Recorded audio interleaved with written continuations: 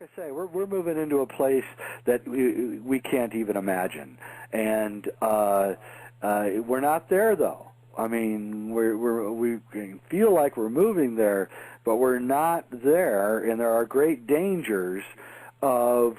These guys are smart. I mean, I'm telling you, the Illuminati are smart, and they're constantly trying to out-checkmate us, and they keep coming up with things. Oh, it looks so great. Oh, they're so compassionate. Oh, they're so wonderful. They're not. Nothing that they come up with is going to work. It's not. That's not the point.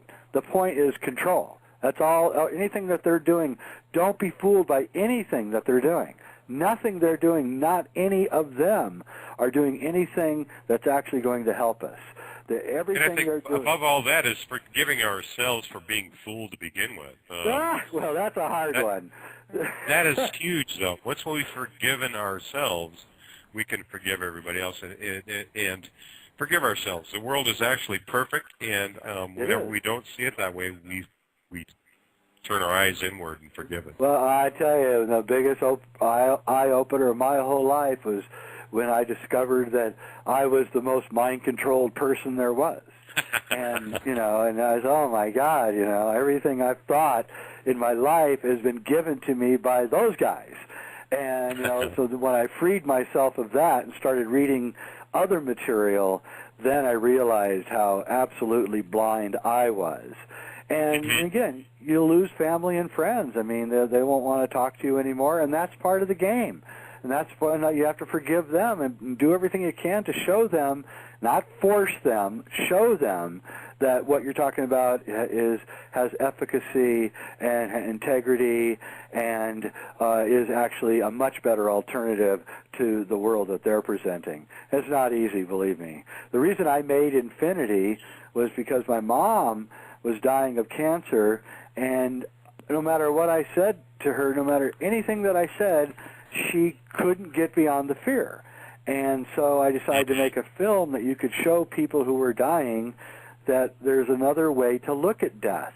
And and I don't know if it's going to work or not, but everybody has to try to do whatever it is that they can do. And you have to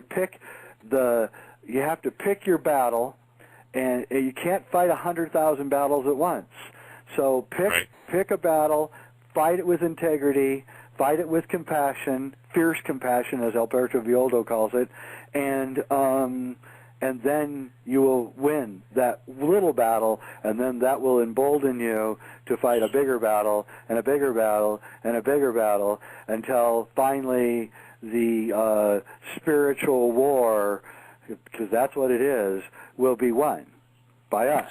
And it's about picking, more than picking your battle, it's about picking your role within the battle. Our roles are what we define them to be. Your role as a filmmaker and your role as a speaker, you've come forward and stepped fully into that energy and that vibration of as what you've defined it to be. And no one will stand in judgment of you, not now or ever. And that's the way it is with all of us. Our role is what we define them to be within this battle. That's right. And when the beast is coming at you, you have two choices. You can run, even though the beast is about 100 times faster than you, or you can stand your ground. And I just decided to quit running and stand my ground. And guess what? The beast flinched. And then I saw that the beast wasn't the beast that I thought it was. It was, in fact, a cowardly lion. And it had just put all this stuff up to make me think that it was this big, powerful, horrible thing. And when I saw it flinch, when I saw it blink, then I knew that we can win this thing. And they don't know what to do with people like us. They just don't know what to do. We're not political agitators, so they can't label us with that. They don't understand our spiritual viewpoint because they're not spiritual people, so they don't know anything about that. In fact, they just think we're just weird. And so we have a tremendous advantage at this point, especially with the internet and radio shows and being able to make movies that you can distribute without having to go through them. People don't realize how incredible that really is. I mean, Your role as a filmmaker, Rice's role is creating the gold ring and creating the videos. It's been about planting seeds, yes? It's been about planting seeds in the awareness of people all over the world that are crawling out of the woodwork now saying, wow, I get this.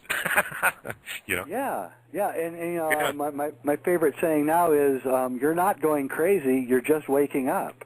And we have to get that out to people. And believe me, one person does it, one person gets on Coast to Coast and speaks fearlessly, and then 15 other people who are going to be on Coast to Coast hear it and say, I'm going to do that too. Then all the people are listening going, hey, if he can do that or she can do that, I can do that.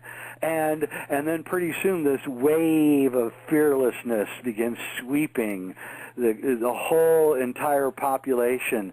And we're not there yet, we haven't hit critical mass, but believe me, I'm old enough to know we have gone a long way towards hitting that critical mass.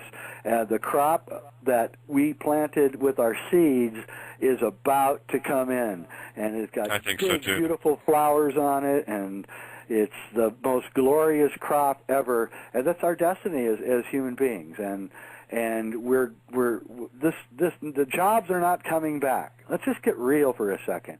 The jobs aren't coming back. Healthcare is not about health. Okay. In fact, every single thing that they say, they really mean the opposite. The education is not education. Healthcare is not healthcare. Religion is not spirituality. So you just immediately when you hear them say something, just put the opposite word on. You'll know what they're really talking about, and that's how you have to approach them. And we can't be fooled by them anymore. That's another thing. We just you fall into this. Oh, this person really does want to help society. No, they don't. They wouldn't be there. They wouldn't even be there if they were trying that.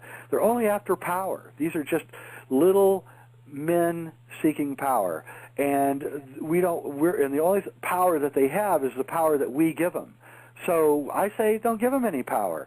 And, Groucho Marx used to say, whatever it is, I'm against it. Well, when it comes to these guys, that's probably a good philosophy. And so, there's nothing wrong with... Well, I'm not sure about being against it, but just turning away from it. Which to push against it pushes back. Well, you don't want to push against it. You just want to know that you're not going to be fooled by it's very good to notice that, yes. Yeah, and when you're free of that, then the whole thing actually... I don't watch TV. Occasionally we'll go to a hotel and we'll turn on the TV and I'll almost have a heart attack in the first 5 minutes of watching television because I'm not ready for the visceral assault. But watching TV now for me is like watching really, really poor theatrical drama. And it is so obvious, and it doesn't matter who it is, from Bill O'Reilly and Sean Hannity to Keith Olbermann and Rachel Maddow. They all look like a whole bunch of just fakers, and all with their little agendas, and none of their agendas are any good for any of us, and it's hilarious. And they create these bifurcated systems where you have to be on one side or the other. So I told somebody, well, I don't really want their health care. And they go, oh, you're a Republican. I go, I'm not a Republican. Right. Oh, yeah. Yeah, the political affiliation, anything, it's all a hoax designed to keep us divided when we really are one. It's just a big masquerade, and we don't even want to. To be honest with you, I don't even know if we should even vote. I really don't. I'm at the point now where I think even that is giving them power. And what you're doing with creating your own banking system, your own financial systems, your own bartering systems, and that is where the real stuff is. That's where we really need to be going, and we need to localize everything. We can stay connected by the internet, but we need to buy our food locally. We need to get our energy locally. We need to get our water locally. Places like L.A., where they're getting their water off the grid. Yeah, 1,200 miles away. L.A. is toast. Phoenix is toast. Albuquerque is toast. All those cities where they're importing water and energy and you have to drive 300 miles to get to a store, all that is going to disappear. And we should just stand up and cheer. Yeah. I do. There is another caller.